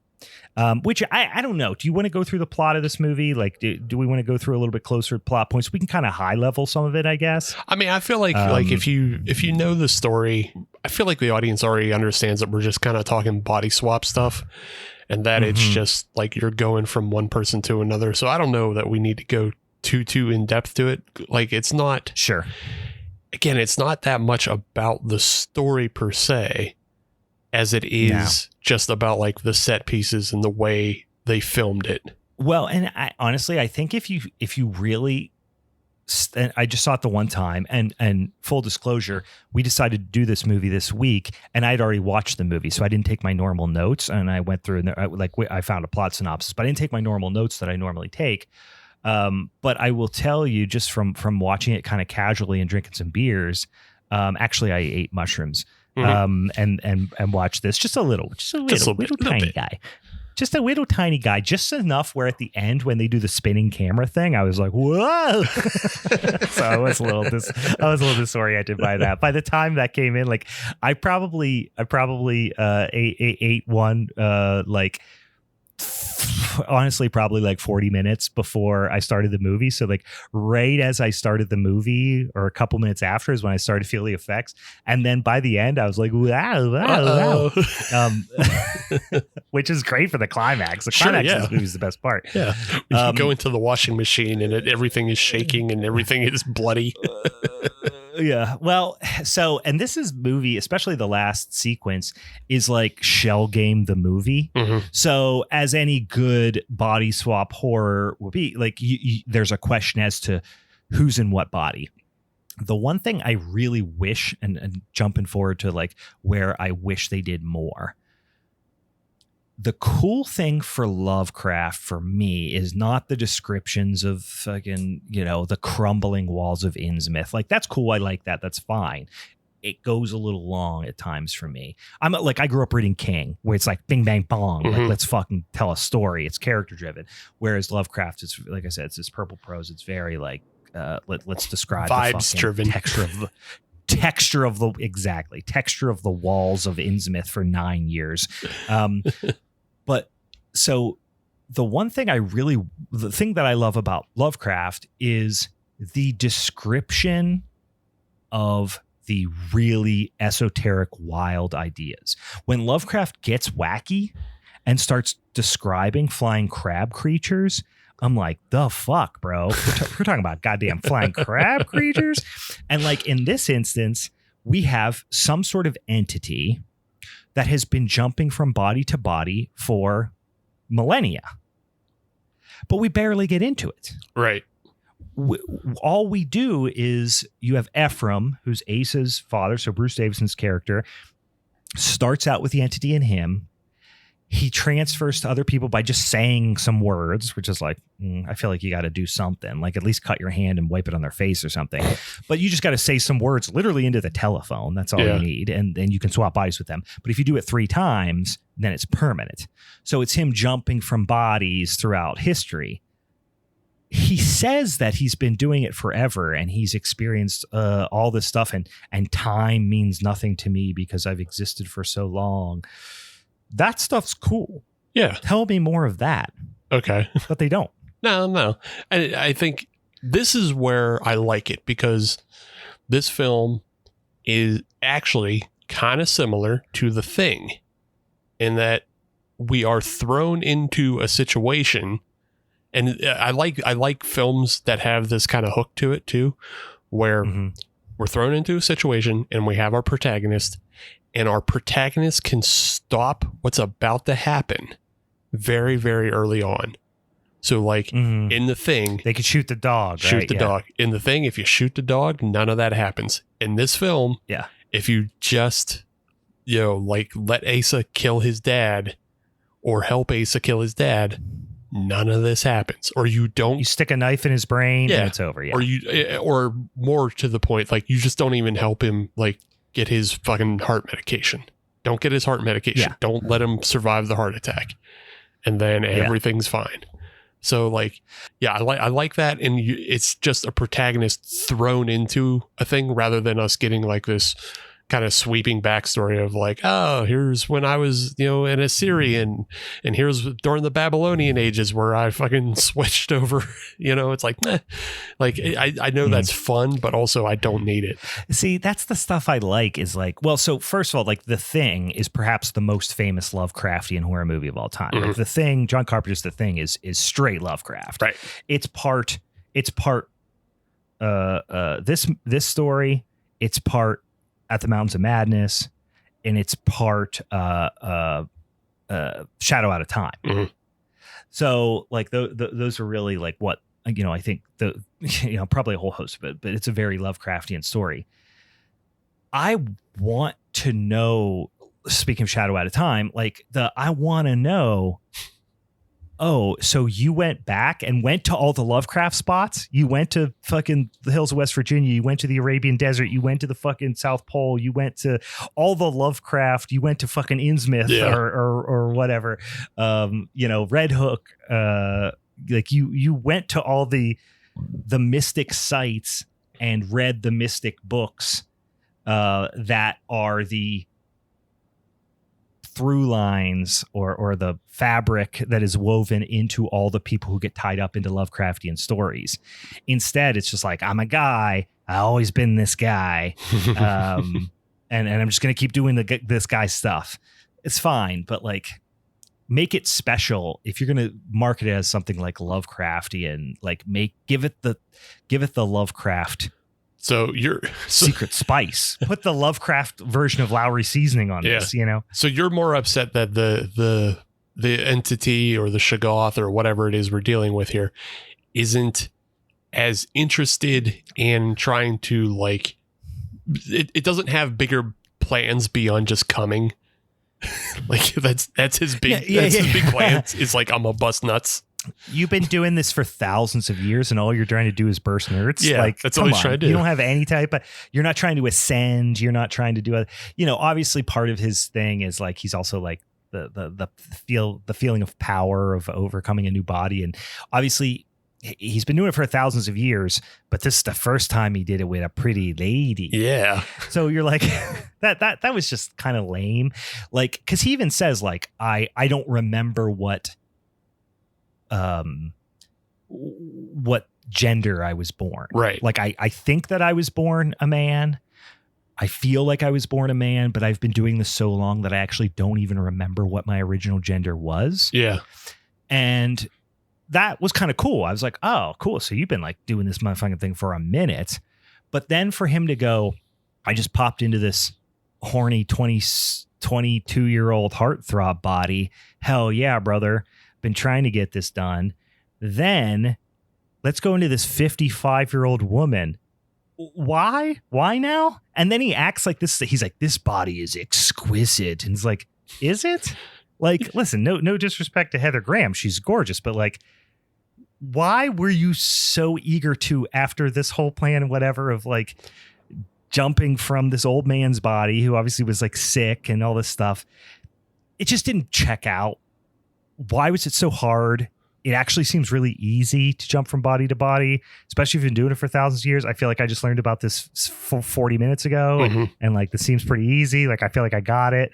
So for you to then, spend all this time finally getting into the son's body, and you could argue like he's just toying with him, right? He's just got a fish on the line and he's just bobbing him, right? But then why is he so eager to get into? Have you really never been a woman and like fuck dudes before in thousands of years? You just forgot. You just were like, what if after 10,000 years of jumping bodies, maybe I should do some gay shit? He's like, hell yeah, brother, this is wild. Well, that's the like, really? This whole time? That's the best. This is the first time you did that? Well, that's the thing, Brian. He's been a dude all this time because patriarchy has been so prevalent for all that time. Why would you want to be a lady getting, being made into servitude? There's no point to that. But you have 10,000 years of wisdom to play that to your advantage. And you were just like, 10,000 years of being dudes. You think I should be a lady for a minute? What if I feel boobs? Like my own boobs. That'd be sick. You know what I mean? It's like, really? This is the first time this occurred to you? They even say at one point while he's in Heather Graham's body, or it's in Heather Graham's body, they say the future is female. So like he, there's an illusion. This is 2023. You just got to this? Like, no, it's 1993, I'm not saying you go Brian. Back, whatever. So I'm not saying you go back to the 1600s and become a peasant woman, but like, if you have 10,000, I'm just saying 10,000 years of experience, and you can get into the court of the queen or something like that and get into the queen's body. Right. It's just like he got into Heather Graham's body and then like he like flicked his bean for the first time, and he was like, whoa. Yeah. Like, you never did that in all these lifetimes? And by all rights, it should have been, in Cleopatra at some point. That's what I'm saying. Yeah, Queen Elizabeth, some shit like that. Yeah, I know what you're saying. I'm just kind of fucking with you, but the idea is it should either be as simple as like, this is Ephraim Waite's first time trying to transfer a body. So like Ephraim Waite spent all his time and money to collect these, sacred texts to find the one. He had to figure out this esoteric solution to his problem of dying of cancer. Right. And then he figures it out and then transfers to Asa's, and then, just on a whim transfers to Heather Graham's body. But if it's this old god that's been doing it for a long time, and Ephraim really never had a personality of his own or anything, he was just taken over by the demon, and then the demon, just didn't want to die in that body. Fine. But it should feel more mundane when he jumps into a woman's body, because he should have been everything under the sun at this point. You would think so. Yeah, he should have been like, a white guy. He should have been like a Native American two-soul. He should have been just like every possible. He should have been a furry, a real early furry. Oh, hell yeah. Yeah. Something like at this point you would have think that you would have done every, wacky, kinky, wild shit under the sun. Yeah. And then like you would have done Vince McMahon shitting on people. Right. Yeah. You've done the scat stuff. You've done threesomes, foursums, eightsums. You've been Laryngitis already at this point. Like you've done the shunting. But like, sorry, just bringing some topical wrestling news in the mix. I just listened to a podcast that read the whole complaint of the Vince McMahon lawsuit. I was like, oh my God. Like I heard all of it just through memes, but I didn't know the whole thing. And then I listened to a podcast and like read the whole thing. I was like, Jesus Christ. So that's very top of mind for me right now. Just to hold on that for a second. Like when I saw that like complaint break on Twitter, like the headline I read was insane, because it was like Vince McMahon accused of more sexual allegations. I was like, oh, of course he was. Like he's the number one pervert. And then it says, from 2021 and 2022. I was like, holy fuck. Like he's still at it. Yeah.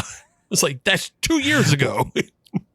Well, then all the dildos named after the wrestlers, and like it just was really was a lot, guys. It was a lot. And then you have to think back to all the years when he would be in his prime.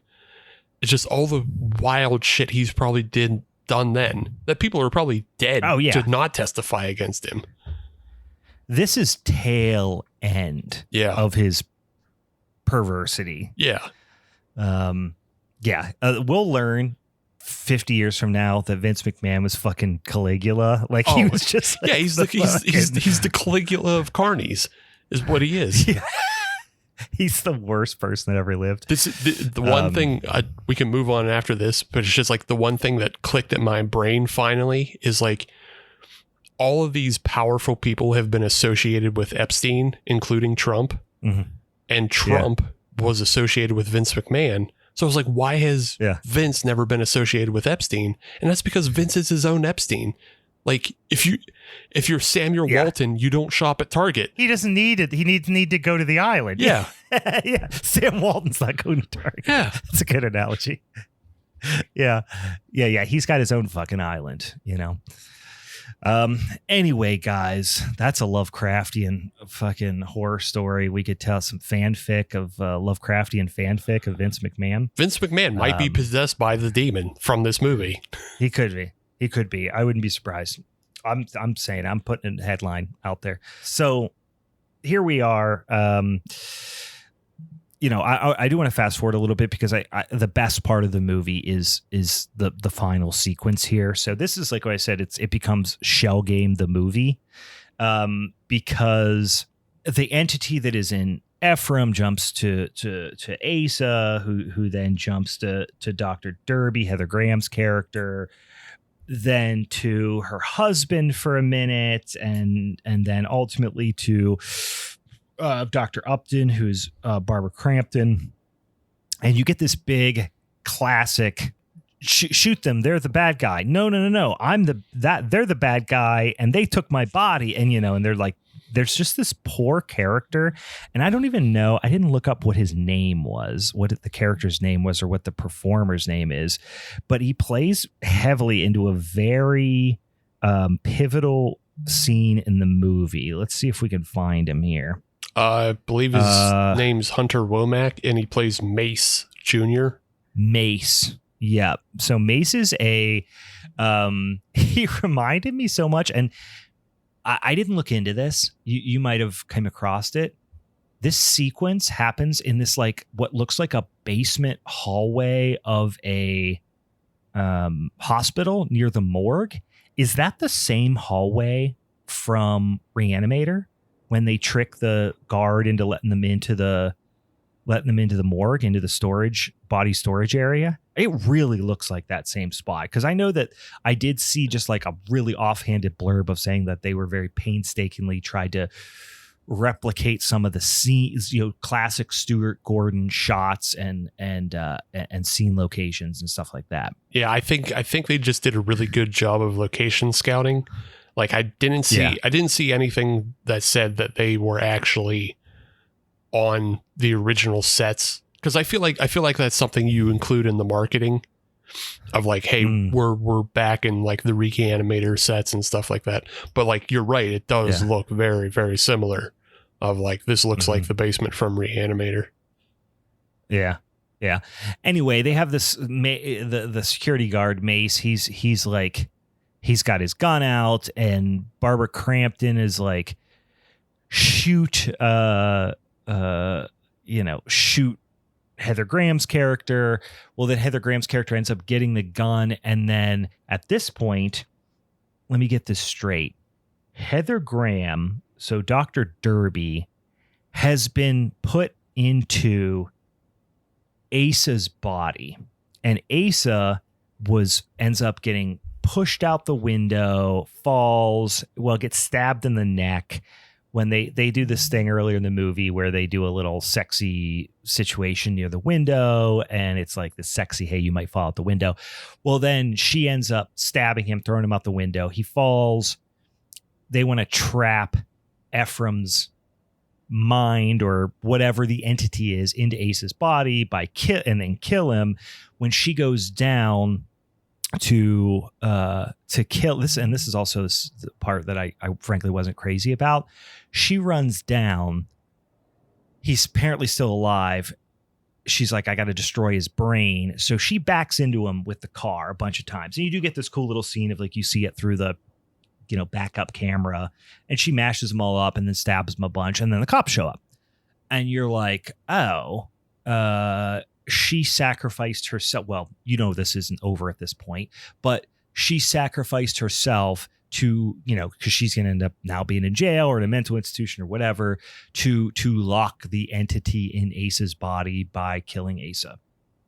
Well, then you quickly learn he's not dead, and the entity's still alive, and the entity starts jumping around, which pisses me off because she fucked him up. Mm-hmm. And why didn't it just, like, you could have come up with a more creative way of how Ephraim, or the entity, whatever, got out of Asa's body right before it died. But instead, they're like, no, just didn't die. So I know this was in service of this climactic scene where Heather Graham's character basically shoots. It's Heather Graham actually playing Asa's character. It's Heather Graham playing Asa, shooting Heather Graham, who is in Asa's body, in the head. Yeah. Like, to put them out of their misery because the body's so fucked up and they're in so much pain. But then Ephraim is now in Barbara Crampton's body. Mm-hmm. And then ultimately she gets trapped in there, and you have Barbara Crampton's ends up in Heather Graham's body, locked in the asylum, while Ephraim escapes in Barbara Crampton's body. Yeah. Like, that's where we end. So like I said, it's the shell game situation.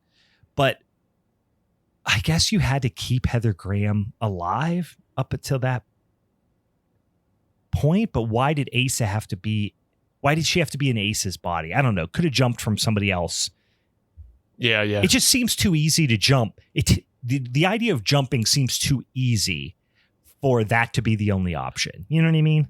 I think maybe they could have done a little more with the suspense of the shell game, because so Asa's body with Ephraim's spirit is on the morgue slab, and Heather Graham, who is still Heather Graham, is in the asylum room talking with Barbara Crampton. And from everything we've seen so far, you have to be close when you utter the words. So like they're well, no, they did it over the phone before, but still she heard it. That's why I mean. She heard it. She heard it. You have to be able to hear it. So like you either have to be close or you have to call it in. So this is where I'm kind of like, I don't love it, especially because I kind of feel like they waste the actor who plays the morgue worker. His name's Graham Skipper. He's been in a lot of shit recently. But he was one of the boyfriends who got killed in Christmas Bloody Christmas. He's in Scare Package 2 as Dwight, which is such a funny fucking role. Like if you haven't seen Scare Package 2, Graham as Dwight is funny. Amazing. He's also in this movie called The Leech, which is pretty good as well. So check all that out. But I feel like they should have taken Graham Skipper and had like Ace's body whisper it to him, because Ace's body like revives in front of the morgue worker and scares him. He should have like done it in Graham's ear, and then Graham like that you get more of a complicated shell game, because then it turns into almost like that movie Fallen with Denzel Washington, and it becomes who in the staff is actually Ephraim, as he's like swapping bodies to get back to Heather Graham so he can do it one more time to be permanently Heather Graham. Yeah. Dan just asked a question in the chat, which I'm trying to, like, it's making me second guess. I know they have to say it 3 times. There's like some sort of occult prayer, or what's the word I'm looking for? It's like a ritual. Little incantation that they have to say, right? Was there a mirror component to it? No, I think Dan's just kind of being funny. But you don't have to say it in a mirror. Is he? Okay. He's just okay. Yeah. I was going to say, did I miss that? Was there a little mirror comparison? Sarcasm goes over my head sometimes. Sorry. Yeah. Because I was like, wait, was there a mirror when they were in the basement? But yeah, why was he able to jump real quick to another body, just waking up in the morgue, when before there had to be this whole big production to do it via the telephone. Yeah. Well, see, I think that's just part of like the entity toying with because like, let's just say, was that just a flight of fancy then? The telephone. Yeah. Cause like there was no urgency for the entity. Cause like there wasn't much urgency from Ephraim jumping to Asa. When it's Asa jumping to Heather Graham, it's, like he's just toying with her, because he gets her once, and then he kind of knows that like, well, it's one of those things, like once you initiate the kind of ritual, you only got to hit it 2 more times. I got all the time in the world. I'm a 22-year-old young buff kid. I got all the time in the world to get this lady if I want her. So so I guess that's the thing, is like it felt like there was more of a sense of urgency. Yeah. Well, but that's why I'm saying it should have been more urgent when his body is like completely trashed on the morgue slab. It should have been super urgent for him to just hit the morgue worker with it one time, just to hit it one time. And then we already know, because they explained in the lore, if you hit it one time, it doesn't last that long. But you hit it one time to the morgue worker, then you hit it one time to hit Mace, and then Mace hits Heather Graham to get back 3 times into her body. Yeah. And then he's Heather Graham for the rest of the time. And then they can play more shell game with Barbara. Yeah. Yeah. Again, I'm picking at this a little bit because I think some of the rules are really loose and frankly kind of flimsy. Yeah. But this is still the best part of the movie. And I would have just loved to have seen some stickier business happen earlier. You know what I mean?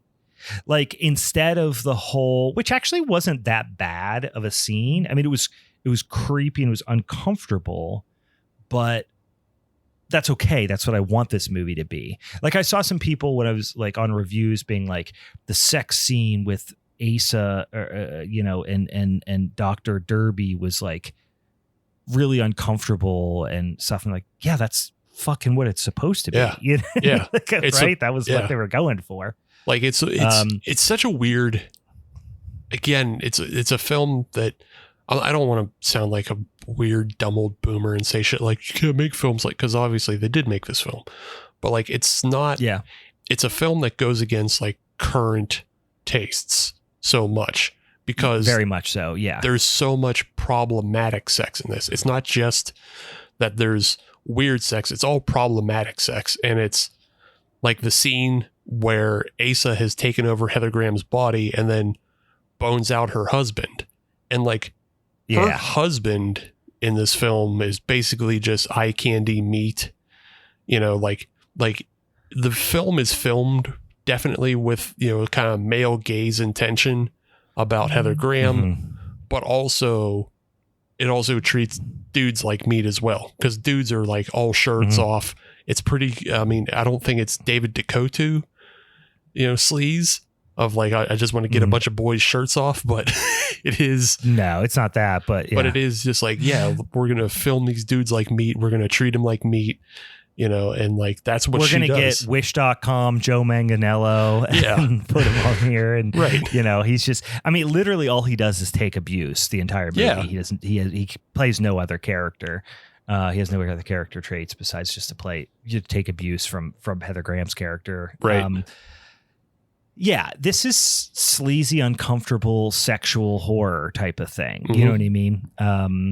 So that made people uncomfortable. I think the age difference also made people uncomfortable with like the sex scene. Cause like literally Heather Graham is like in her mid 50s and Judah Lewis is like in his early 20s. Yeah. So I think that's a little bit part of it, but also acting, guys, chill out. Yeah. But one, it's acting. Two, it's also like, I don't want to say the point of the story, but it is the evolution of the story, because in the original Lovecraft, I don't think it's necessarily like, I'm pretty sure it's not about the sex at all. Like, no, I don't think there's any sexual. Yeah. Like Lovecraft. Like, I mean, some undertones, but I don't. So Lovecraft was a prude for the most part. Yeah. Lovecraft was basically asexual. he should have been like he. Well, he was a weird, xenophobic, like he would be a weird alt-right YouTuber if he lived nowadays. Yeah, he would be such an just an incel gooner, just sitting around, just like jacking off the e-girls on Instagram. But 100%, he would be so into fucking and then calling them e-girl fat hentai. Yeah, but like but he's a problematic guy. Yeah, but like that's the evolution of this film is like they gender swapped all the roles. So like in the original Lovecraft story, Barbara Crampton and Heather Graham's roles were both male. And it was the wife who was basically getting abused from Dr. Derby. So like they swap all that, and then they turn all of these kind of classic things that we assume with like 90s, horniness of like women are just treated like meat, and men can have sex with women, half their age. So like, it does all that same stuff, but it just gender swaps it in this film.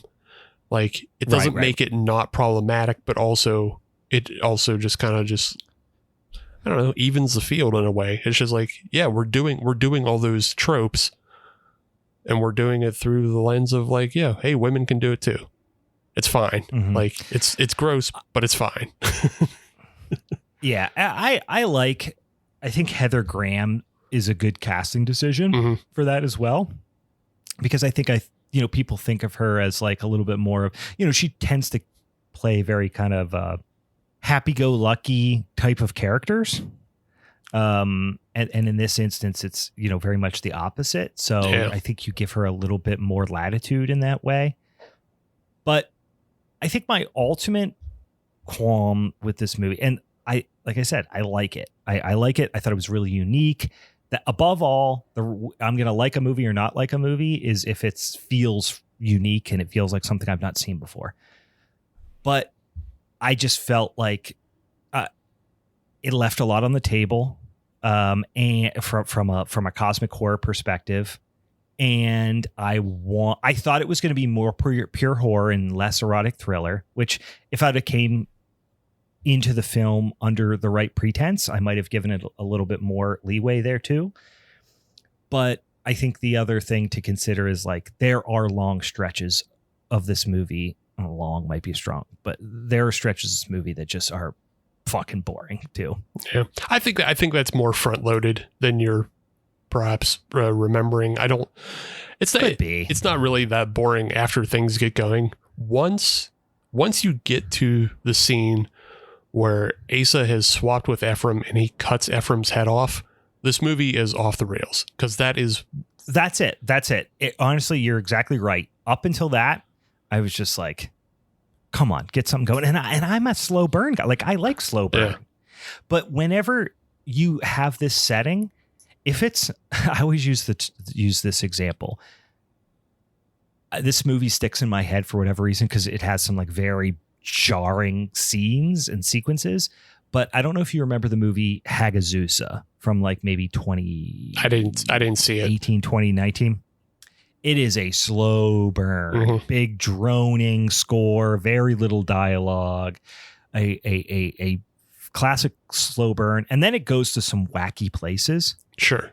But like that movie feels like it earns that because it's set in the fucking medieval, almost dark ages type of thing. Yeah. So it's just like this movie is set. This is supposed to be a low budget 90s erotic thriller. Like, give me some silliness, give me some wackiness, like do some fun, make it funny, make it I'm not saying make it, Seventh Curse where it's just, just chaos from the first second, but just like keep me interested until the craziness happens. Yeah. And I feel like they just didn't. Yeah. There's not much in the way of comedy.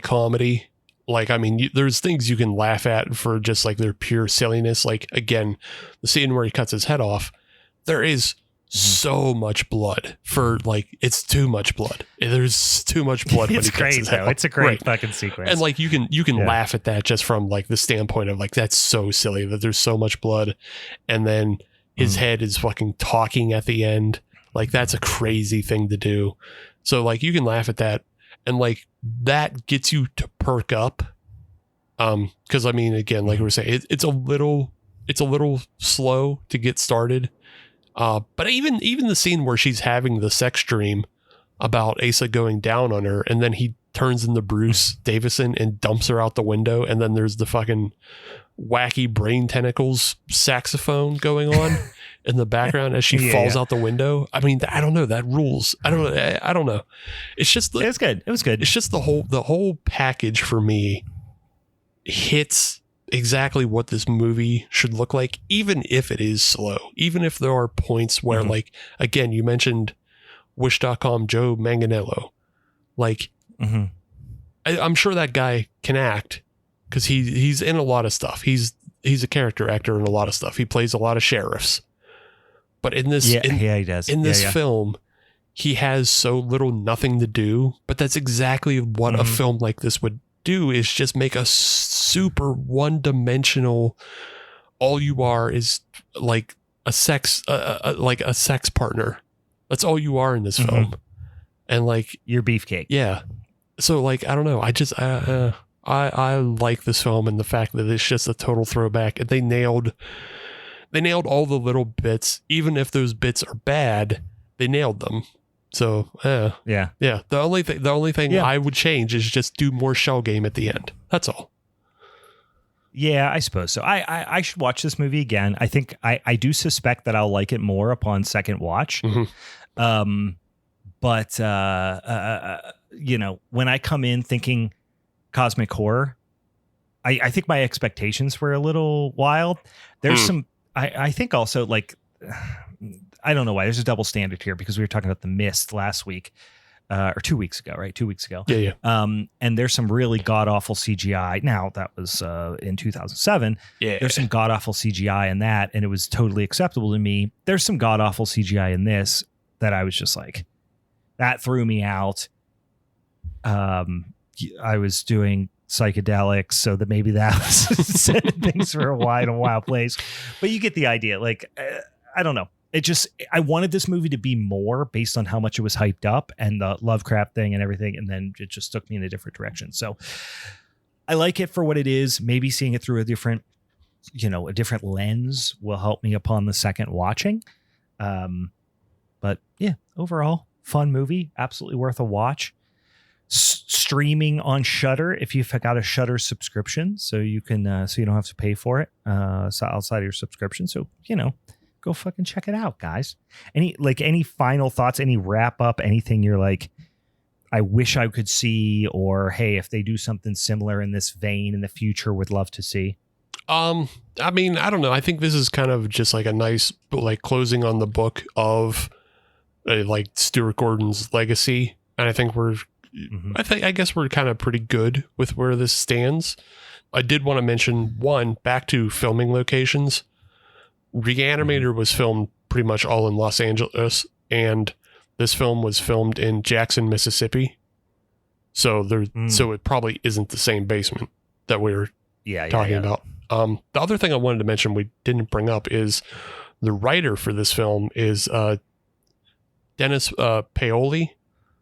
And Dennis basically wrote all of Stuart Gordon's other films. So he wrote Reanimator. He ran all the screenplays he was the screenplay guy for Reanimator and for The Beyond too, right? Yeah, and From Beyond and Dagon. And Dagon too. Okay. Yeah. So he's and Castle Freak.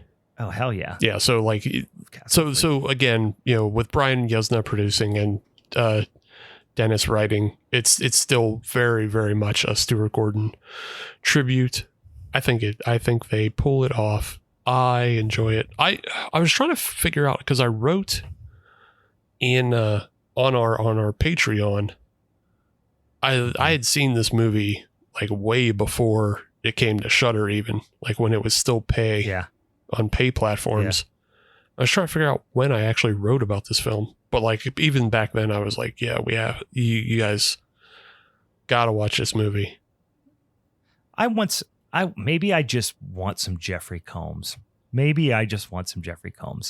I'm a sucker. We know this. You are the production side a sucker for. I'm a sucker for characters, and I just needed me some Jeffrey Combs. As much as I liked Heather Graham in this, I feel like she felt a little out of place. Put Barbara Crampton in the main character role. Give me some Jeffrey Combs.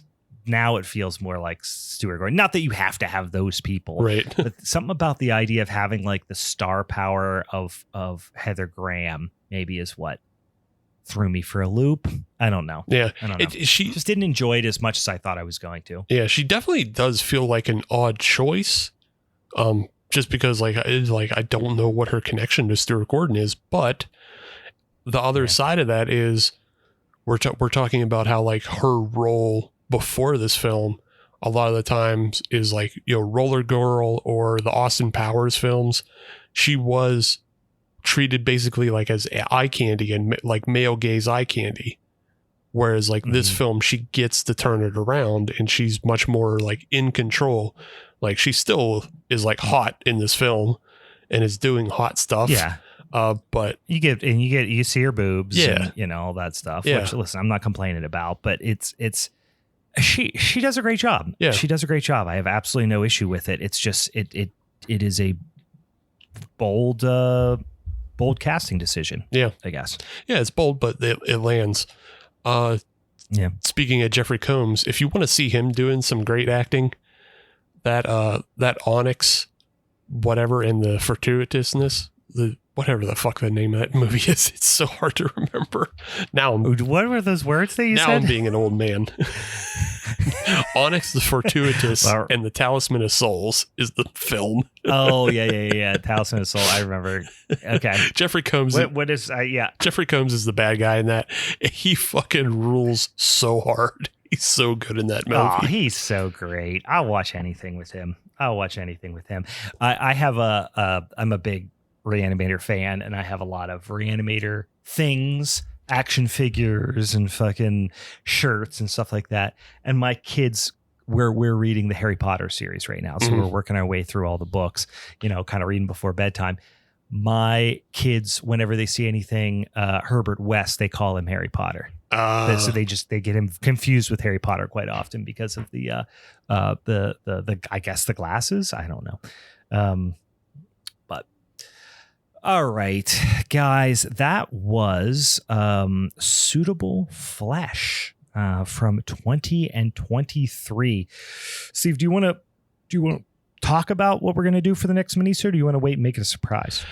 I think I don't know. I'm always all in the fence of like announcing what we're doing, just because I hate when things fall out. Things shouldn't fall out. We have a guest supposedly confirmed, but I hate when things fall apart. So because I don't want to disappoint the audience. But we should probably try to get.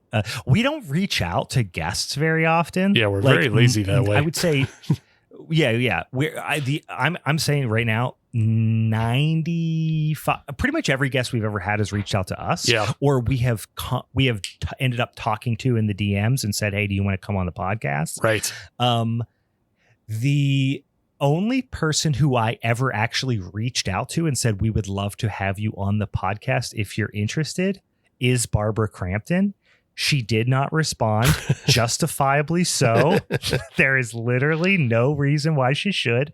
But if you have somebody who's like, "Hey, I have a contact with this person," or "We should reach out to this person," and listen, we're not saying, Heather Graham here or something like that, but people who you think would guest on a podcast who are fans of the genre and like to talk about the genre and nerd out and stuff like that. We always love those connections because, again, we are lazy and pretty much only have guests who fall into our hands. Right. But I'm looking forward to that because that should be a lot of fun. Yeah. Because Ken Arnold reached out to us and he's like, "Hey, you should check out the film I did in 2016, The Night Watchman." I watched it. It's a lot of fun. Like it's just kind of it's a throwback comedy. In that there's just like a lot of dick and fart jokes, and it feels like, I'm trying to think of a good, I don't know why I keep thinking Observe and Report, because it's also just security guards, but it's like, there's buddy cop stuff, but also there's like the hazing the new guy. So it's like, it's like Waiting, but with clown vampires. It's like Waiting, but with clown vampires. Yeah. I mean, I was sold on Waiting. I genuinely love that movie. Yeah. Because when you were describing, I was like, "Is this Super Troopers-y?" Yeah. It's also like Super Troopers. Yeah. Which I love too. Waiting is underrated. That used to get some network playtime, but then all the crew jokes would get pulled out because the funniest thing about that movie, and this is some real early 2000s shit, is showing people your privates. Yeah. Which turns out Louis C.K. got into a bunch of trouble with Can't do that. But I worked when that movie came out, I think, and Waiting was at the time or right around the time I worked at Bob Evans. Oh God. Like in high school. And so it just really hit with people who worked in the service industry. Yeah. It was like a phenom. Everyone talked about it. Loved that movie. Thought how funny it was. Cause it was, I mean, that's what working in the service industry in your teens and 20s is. Everybody's just fucking each other. Everyone's just high as fuck. And everyone is just goofing off and being assholes and doing terrible things to people's food. Like that's what it is. So, no, that sounds fun. I'm really excited to talk to him and to watch the movie. I haven't watched it yet. So join us on that next minisode for it. Yeah, everybody can watch The Night Watchman. It's on Tubi. He's also in a small part in Satanic Hispanics. that we can talk a little bit about. And also, last night at Terrace Lanes. So you can go back to that episode. Yep. But yeah, hopefully we'll talk to Ken Arnold next episode. Yeah. Hey guys, great opportunity to join the Patreon so you can get on the Discord and jump on with Mr. Arnold as we discuss his movies and ask him questions and those types of guest episodes. It's really fun. It's particularly fun to have people in the Discord to ask questions and that sort of stuff. And also the guests always really appreciate that too. So if you're on the fence and you're thinking, hey, I might join that Patreon. I've been wanting to do it, but I just didn't click on that whole thing. Go over to our social medias. Let's go to Instagram, for example. Click on our link tree. Click on Patreon. Sign up. $5 a month. You can jump on there. Join us on the Discord. And you get a bonus podcast and all that cool stuff. So last plug of the night, boys. Anything else I'm forgetting? If you got clown suggestions. Yeah. If you got clown suggestions, send your clown suggestions. What did we call it already? What's going to be the great Clown Caper March 2024? What did we call it? Clown. We called it Clownomania. No. We called it March Clownness. It's a work in progress. You called it that. Yeah. You came up with a better one after that, though. Yeah, I called it Clownmania. I called it Clownmania because we were talking wrestling. Clownmania? March Clownmania? Yeah, you're right. March Clownmania. Yeah, that's pretty good. But if you got a better name, if you got clown suggestions, please and thank you. Yeah, send your clown suggestions. Actually, the gentleman we were just talking about a second ago, Graham Skipper. Yeah. He's in a clown movie. He's in a clown movie, which I'm 100% going to watch. It is a relatively recent one. 2016, not that recent, but 2016, Space Clown. Yeah. Jesus Christ. You call a movie anything close to that, I'm watching it. Space Clown? Space Clown? Yeah, I'm fucking watching Space Clown. You think I'm not watching Space Clown? I'm watching Space Clown. I'm down for Space Clown. I'm down with the clown, especially if he's in space. So, just kind of close the episode out, I wanted to jump back to something we were talking about before. We talked Diagnosis Murder last episode. Oh, yeah. And you talked about how you threw out an episode that was absolutely insane. Did you watch? You watched that. I watched that episode. I watched that episode. Got me completely hooked. I'm in for that show. So it's so funny. I started jumping around on the Pluto app and watching other episodes. I watched one that based just off the episode's name alone. It's in season 2. It's called the Bela Lugosi Blues. Oh hell yeah! It's more insane, I think. And then after that one, I was just like, you know what? I just got to start the entire series from the beginning. So I found an even more insane episode. It's season 1, and it's the 4th fucking episode. So I'm so happy because I haven't watched any in season 1, and I'm so happy that it starts that bonkers. Yeah, it starts not every episode is insane, but there are insane fucking episodes, and it goes to the 4th episode. The 4th episode is called The Inheritance of Death, and it is Dick Van Dyke doing a full-on nutty professor to the Clumps, in which he plays... Like he's in a fat suit? No, he plays 4 different fucking roles outside of the one he usually plays. He plays... This guys... This show, it's so good. It's so good. He plays like an entire family that's like connected to him. Like his character, Mark Sloan, has this whole cadre of rich cousins that live in a mansion together, and he plays all of them. He plays all of them. Oh yes, please. It is and thank you. Fucking bonkers, this goddamn show. Like, not every episode is crazy, but Dick Van Dyke is such a treasure because is he still alive? I feel like he's still alive. Yeah, he's like 95, 96. 100 years old. Yeah. Really. And he is just, speaking of clowns, this man's down to clown because I really get the feeling they gave him, because he's the big name in the show, like obviously by far. And I feel like they just gave him carte blanche to just do whatever he likes. And this is what he likes. He's like, I'll play 4 characters. Yeah. Like just kookiness. There's so many episodes where he is roller skating or doing soft shoe or doing pratfalls. He's doing just Dick Van Dyke stuff that has like it feels completely unconnected to the character, but he forced it into the character. He's just like, yeah, I like doing Dick Van Dyke stuff, so I'm going to keep doing Dick Van Dyke stuff on this show too. Yeah, I'm going to have a cane and I'm going to have a fucking little, straw, like little hat. And I'm just going to do some jigs. Yeah. And I'm fucking Dick Van Dyke. I'm going to do whatever I want. Yeah. It's such an insane show. Like, I think the episode you showed me is so off the fucking walls because there's like crazy line deliveries that make no sense. Oh my God. What's her name? The one woman, I looked up her name and I don't remember it, but I think she ended up being a pretty big character on, I want to say Law and Order. Her and the performer who plays her sister, the line deliveries are out of this world in that episode. That's the season 5 episode that I talked about. Yeah. But did you watch the Baby Boomers too? No, I didn't get to that one because I just you're gonna like that. It just now you're starting from the beginning. Yeah, I just started from the beginning. I just said fuck it, and I went from the beginning. So like it'll be a while before I get back up to there because I wanted to see if it was a thing of like, does the show just degrade into madness? Because it feels like there's certain directors that understand the show's supposed to be a comedy and they're, and sometimes the episodes are comedic. There's always like little bits, like they're doing little bits and skits for no reason in a lot of episodes.